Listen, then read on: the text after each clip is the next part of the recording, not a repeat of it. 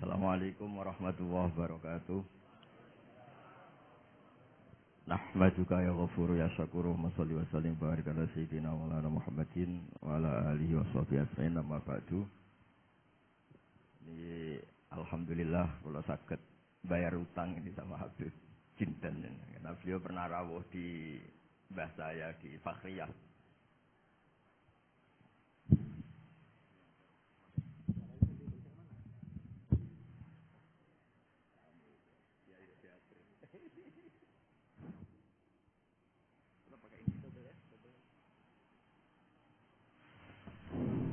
Cukup.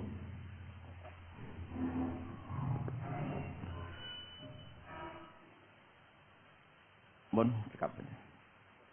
Terus dulu 3 tahun yang lalu kalau nggak salah beliau rawuh di Pondok Fakhriyah. Itu milik mbahnya Ki Hamid Pasuruan, juga masih mbah saya Ki Abdullah bin Umar.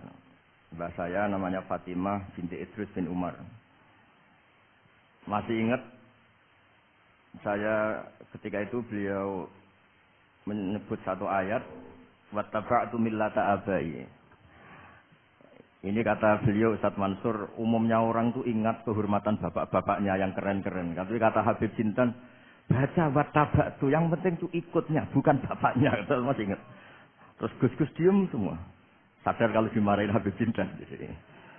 Ya Gus-gus diluk semua, tak tanya kenapa diluk. Ini orang dari Jakarta kok marah Gus-gus. Ya itu unik, itu cara istidlal guru-guru kita. Jadi kalau wattaba'tu millata abai, kata beliau rohnya itu di wattaba'tu itu.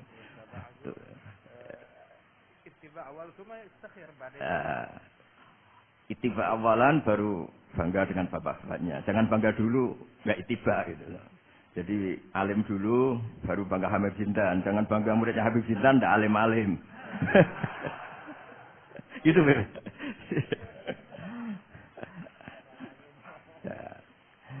Jadi memang saya secara sengaja cerita sanad ini saya baca Mas Jamal ya, panggilannya apa? Mas Jamal ya. Pertama saya baca Al-Iqdul Farid, ini karangannya Said Muhammad bin Alawi. Di sini saya baca supaya barokah dari karangannya Sayyid Muhammad. Di antara orang yang beliau sebut dari ulama Indonesia, beliau ngendikan Al-Habib Al-Mu'ammar Ali bin Abdurrahman bin Abdillah Al-Habsi. Wal Habib, ya Kuitang ini juga. Ya, jadi juga. Ya, ini juga jad beliau dari omnya Wal Habib Ali bin Husain bin Muhammad Al-Attas, Sahibitat. Wal Habib Hamid bin Muhammad bin Salim Asyiri. Wal Habib Muhammad bin Ahmad bin Zain Al-Haddad. Wal Habib Syekh bin Salim bin Umar Al-Attas. Nah, ini Wal Habib Salim bin Ahmad bin Jinten bin Syekh Abu Bakar bin Salim. Ini kitab karangannya Sayyid Muhammad bin Alawi. Terus ketika beliau cerita Sanad Ad-Darimi, Sunan Ad-Darimi, beliau ngendikan Arwi Sunan Ad-Darimi Anis Sayyid Salim bin Jiddan, Alian Anil Habib Utsman bin Abdullah bin Akil bin Yahya Al-Alawi, Mufti Batawi. Ya, An Utsman bin Hasan Ad-Dimyati Anil Amir Al-Kabir. Jadi keberadaan Habib Salim ini mudawwan, selain faktanya beliau sering ta'lim juga mudawwan dibukukan. Saya pernah hormat kholnya Syekhona Khalil.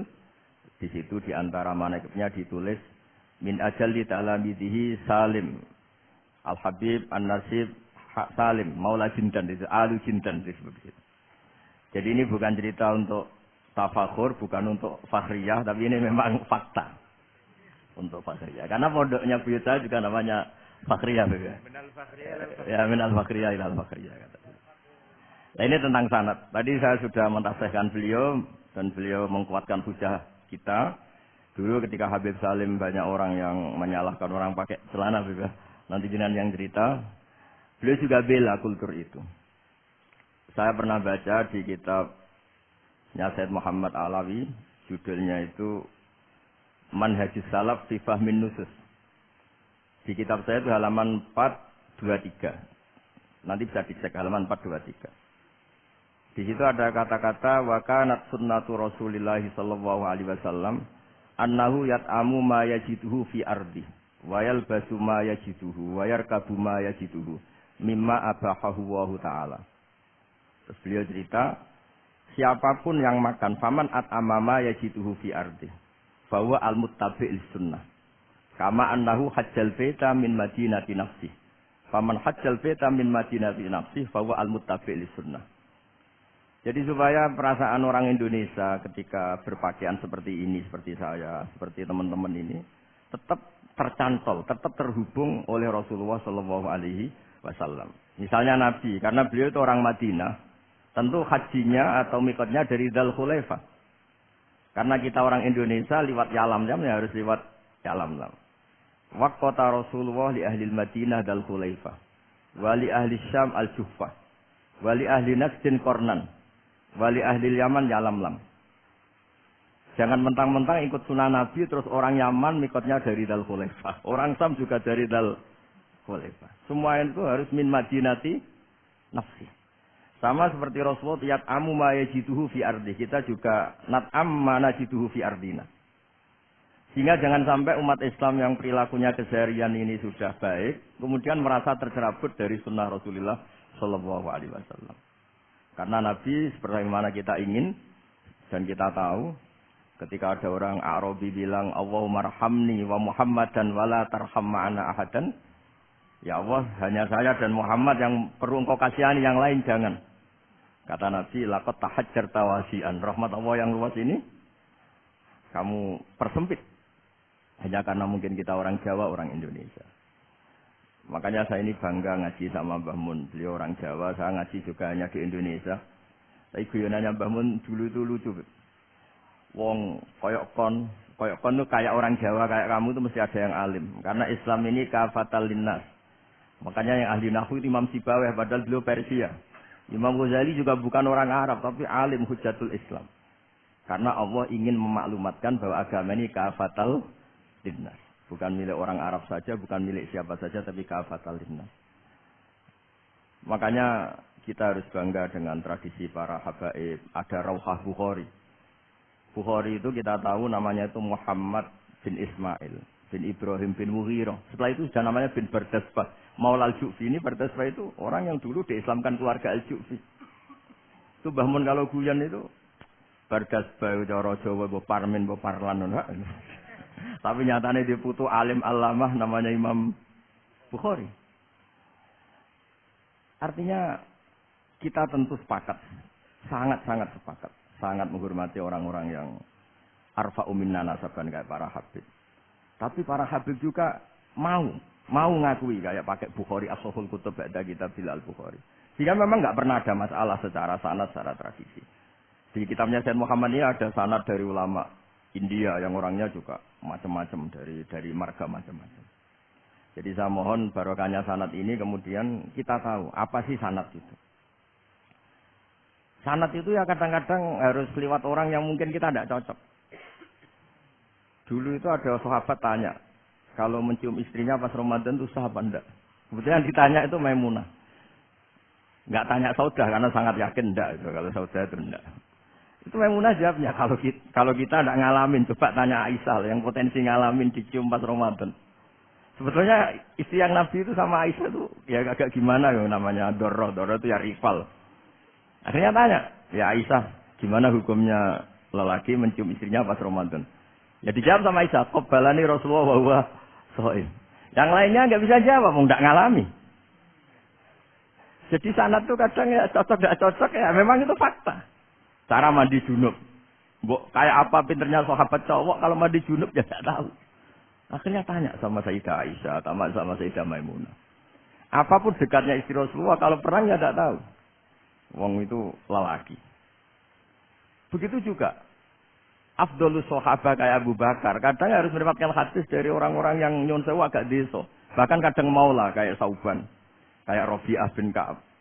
Orang-orang biasa sekali. Khodim dulu. Tapi ini kan barokahnya khodim itu tahu keseharian Rasulullah SAW di dalam. Misalnya Anas. Apa kenangan kamu dengan Rasulullah? Kenangan saya itu saya khodam tu Rasulullah SAW asyra sinin. 10 tahun saya itu tidak pernah melakukan sesuatu ditanya Nabi 5 sonata. Wala lise'in taraktu 5 tarakta. Sehingga kalau saya pas baik itu ya enggak berani tanya anak dalam saya, ngapain kamu? Dan sama anak pinter anut sunah Rasulullah SAW. Akhirnya kan dalam kula nggih saya enak beb kemrung orang nak tahu ditakoki. Jadi Hal-hal seperti ini tuh keseharian yang harus kita suka. Di antaranya lagi, inna min khiyari ummati fi ma nabba'ani al-malul a'la. Kauman yathakuna jahron. Di antara nanti umat pilihanku adalah orang-orang kalau tertawa itu keras sekali. Kauman yathakuna jahron. Itu dulu juga, padahal ada riwayat kasratud dhahki tumitul qalba. Banyak tertawa itu bisa mematikan hati. Tapi ini juga dilawan kalau banyak cemberut bisa frustasi. Nah, sehingga di ilmu ini cerita nanti di Tafsir Habib Jintan. Semoga nasinya bener. Saya tamu pasti dihormati. Nggak penting bener ndak itu nggak penting. Yang penting tamu itu dihormati. Ya kebetulan saya ini tadi kan hormat mbah saya masih mbah saya Mbah Mutamakin di Hajan. Pagi tadi hormat buka luar di Sunan Kudus. Jam 7 saya tadi di Kudus. Ya, akhirnya sama teman-teman difasilitasi disuruh naik pesawat tadi jam 11 tadi. Tapi saya tidak capek karena memang saya senang cerita sanad. Tapi yang lucu-lucu saja. Nanti yang serius jangan saya, yang lucu-lucu saja. Biar lucu sampean tuh tidak ngawur, tapi ada sanadnya. Ada seorang mufassir yang bilang ketika nafsiri wa annahu wa adhaka wa abka. Allah itu zat yang memberi kamu tertawa. Mbok kamu ingin susah, tidak akan tertawa. Tapi kalau Allah menghendaki ya tertawa saja. Ada orang miskin frustasi, maunya tidak tertawa. Tahu-tahu jalan-jalan ngerti badut, ya akhirnya tertawa. Ya karena adhaka itu fi'lullah. Kalau Allah menghendaki mau apa? Karena adhaka itu fi'lullah. Nggak bisa. Orang yang baru seneng kayak apa, nggak ingin nangis. Tapi kalau Allah menghendaki wa abka, dinangiskan ya tetap menangis. Wa anna wa adhaka wa abka. Karena kita ini semua adalah objek oleh kudrahnya Allah Subhanahu wa ta'ala. Saya itu sebenarnya paling tidak ingin ngaji bareng Habib. Selain kalah nasab ya kalah ganteng. Ya tapi ditakdir mau apa? Ya sudah sami'na wa ata'na. Jadi saya saat ini tidak cari pahala benar, ini pahala tawaduk karena diundang ya ada susah. Tidak penting benar salah, penting tawaduk. Jadi saya tadi sedang rayu sama Allah, ya Allah, saya kali ini tidak cari benar, cari tawaduk. Dah mesti pahalanya besar tawaduk. Jadi supaya Islam ini gampang ya. Saya pernah cerita ke kiai yang khusyuk. Kalau sholat lama sekali, tak cerita ini hadis. Nabi itu gak pernah menegur orang yang sholat cepat. Yang ada itu sanad negur sholat lama. Terus tak cerita ini hadisnya Mu'ad. Tertawa-tawa dia. Gus kamu itu raan kok masih punya dalil. Saya punya sanad. Ada nggak sanad Nabi negur orang yang baca surat pendek? Nggak ada. Yang ada itu yang baca surat panjang. Nanti bisa direvisi sama Habib Jitin kalau nggak cocok. Tapi ini yang rilek-rilek. Karena potongan Islam Jawa ini kalau tidak berat-berat nggak akan kuat. Jadi ya sudah. Inna minkum munafirin katanya Nabi. Sholat yang terlalu lama itu munafir kata Nabi. Afatanun anta ya Mu'ad. Kamu bikin umat ini nggak nyaman karena kalau kamu jadi imam itu lama sekali. Ini alhamdulillah betul. Hadis ini harus kita hafal betul. Nah. Supaya Islam ini meskipun pilihan-pilihan keseharian itu ada sanad itu saja kepentingan saya. Yat amu ma yajidu fi ardi wa yalbasu ma yajidu wa yarkabu ma yajidu. Saya sering beb di tahun desa-desa ku anak kula teknik cethaki saya mboten enten kurma nganggo degan ae. Lho Gus dari kiai-kiai ku kurma. Kurma itu halawiyat. Ya degan juga termasuk halawiyat. Ya sudah. Kalau kamu ingin sunah Rasul Nabi enggak pernah sholat di Indonesia, berarti kalau kamu sholat ke Mekah dulu katanya.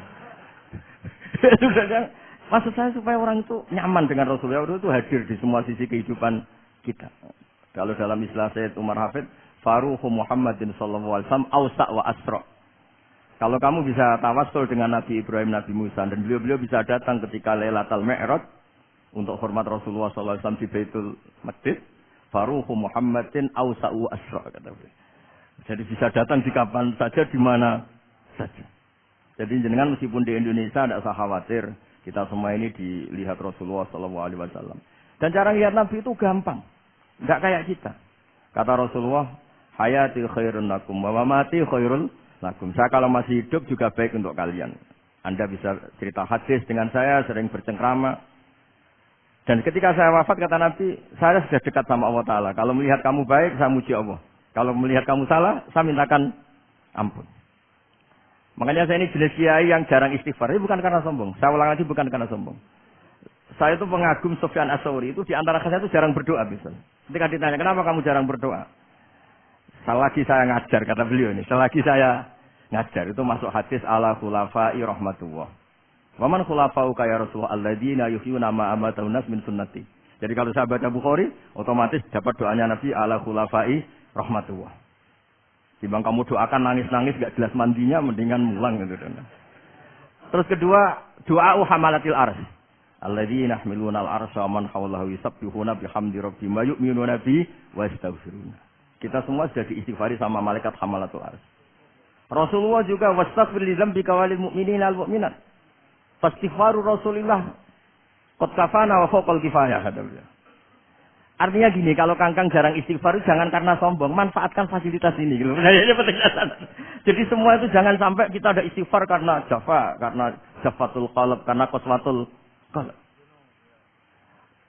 Enak lah kalau ada fasilitas gitu, ada fasilitas. Itu kalau saya pidato di depan Gus-Gus.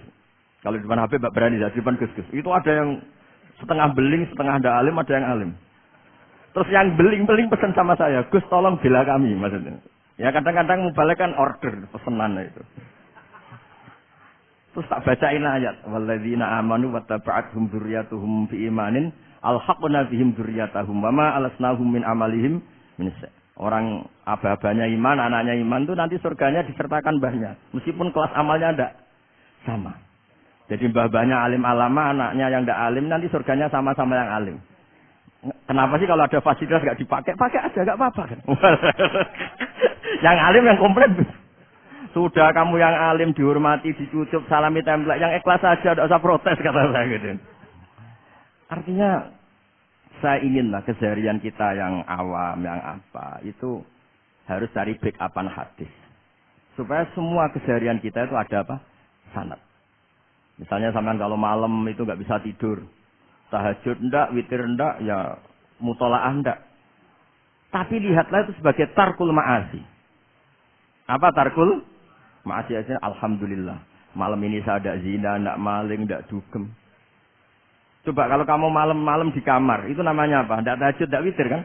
Tapi kamu harus syukur karena itu tarku zina, tarku sarikoh, tarku kada wa kada.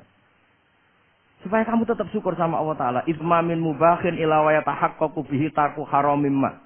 Setiap mubah yang kita lakukan pasti di saat itu ada haram yang kita tinggalkan. Makanya dulu banyak orang-orang soleh yang semalaman tuh guyon sampai pagi.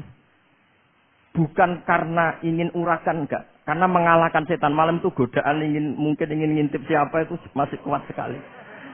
Ingin nonton siapa itu kuat sekali. Terus setan dilawan dengan guyon. Ternyata setelah guyon tuh asik, tahu-tahu pagi dandutannya selesai. Oh itu setan bisa setruk melawan orang alim seperti ini. Karena nilainya tarkul masih. Meskipun dengan cara guyon, karena kalau yang cara wiridan itu calon wali, Beb. Kalau yang enggak calon wali ya pokoknya tarkul maksiat. Maksud saya supaya harian kamu yang biasa-biasa saya ini menjadi luar biasa karena ada sanad. Ada apa? Ada sanad. Makanya dulu ulama-ulama itu kalau ngelawan setan itu pakai faroh, pakai seneng. Karena setan itu paling senang kalau melihat orang mukmin susah. Kalau susah terus ngersulo, kalau ngersulo gugat kodok qadar. Disebut innaman najwa minas syaiton liyahzunal ladzina amanu. Jadi setan itu targetnya supaya orang mukmin itu resah. Kalau resah gugat. Pertama gugat orang tua. Ngapain sih jadi anaknya orang miskin? Jadi susah kita kan. Kalau yang enggak mulia ngapain jadinya parman? Kalau saya Habib kan langsung mulia, kalau Gus kan langsung mulia. Gugat orang tua. Gugat sana, gugat sini. Tapi kalau kamu sudah senang wajah pesek, welek, keriting, sawan negara kawan. Karena mengagugat siapa-siapa. Ya sudah yang kebaik kul bifadlillah birahmati fa bidzalika falyafrahu. Jadi saya ingin semua itu senang bifadlillah birahmati yang rileks, yang saya ini kalau nuruti capek-capek. Tadi malam saya di Mbah Mutamakin, tadi pagi hormat Sunan Kudus. Tadi naik pesawat datang mandi langsung hormat. Kalau itu dihitung capek. Tapi kalau dihitung senang ketemu Habib Jintan, ketemu jenengan. Kesempatan seperti ini enggak gampang. Ya sudah selesai. Makanya ini latihan ya, latihan terus. Saya ulang lagi apa? Latihan terus supaya Islam itu ada di semua sisi hidup kita. Saya pernah sering cerita di mana-mana itu. Ada wali itu istrinya cerewetnya bukan main. Wah itu semua muridnya sudah tak biayai kamu cerai nanti tak ganti istri yang lebih baik lebih. Enggak mau cerai alasannya apa? Ini wanita bahaya sekali. Kalau sampai dinikah orang lain, kasihan orang lain dapat musibahnya. Biar saya aja yang ngalami, kata-kata wali itu. Jadi dia tidak ingin, makanya ada juga kiai di santri bullying di rumah teh. Santri ini nak pindah pondok, merusak pondok uang, mendingan pondok kuai. Jadi dia handle. Terus sekarang apa? Dia handle daripada merusak pondok orang lain, mendingan pondok.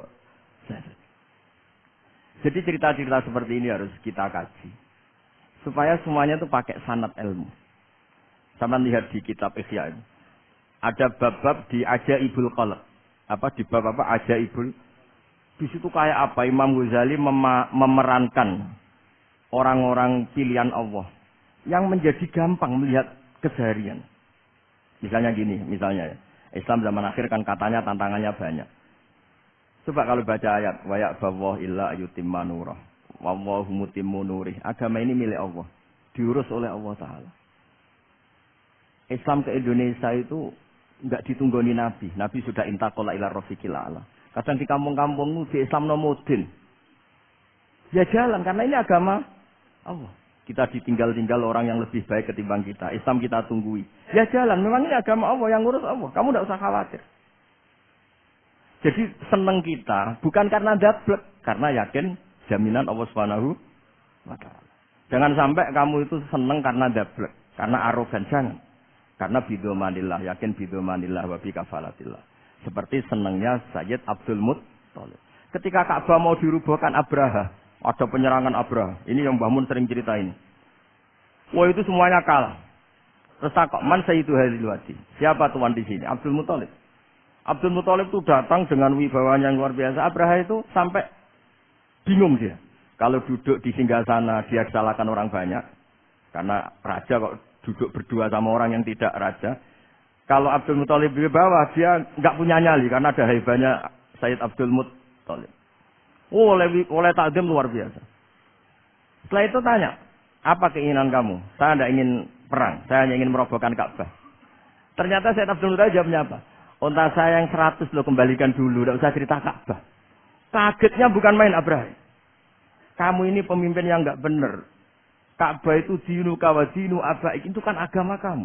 Mau saya robohkan kamu malah bicara unta. Ini kamu itu pemimpin model apa? Jadi saya nyesal hormat kamu. Ternyata kamu mental kamu hanya mikir apa? Unta. Tapi jamnya Abdul Muttalib itu unik. Inna lihadal bait rabban hamaluk. Unta itu milik saya, kembalikan dulu. Kalau Ka'bah itu milik Allah, nanti diurus yang punya. jadi dibalik seenaknya itu ada tauhid yang luar biasa. Makanya saya termasuk kiai yang nggak susah kalau mau mati. Kalau mau mati, mati aja. Saya udah mikir kalau setelah saya ini agama gimana ya, gak gimana-mana. Agamanya Allah Ta'ala. Jadi dibalik. Ya secara lahir kan seenaknya. Ternyata innalihadal bait rabbana amal. Kabeh itu ada yang punya. Nanti biar diurus yang punya. Nah maksud saya, kalau jenengan ini kan insya Allah ndablek semua. Kawin ya nggak mikir. Istri saya nanti makan apa. Ya kan?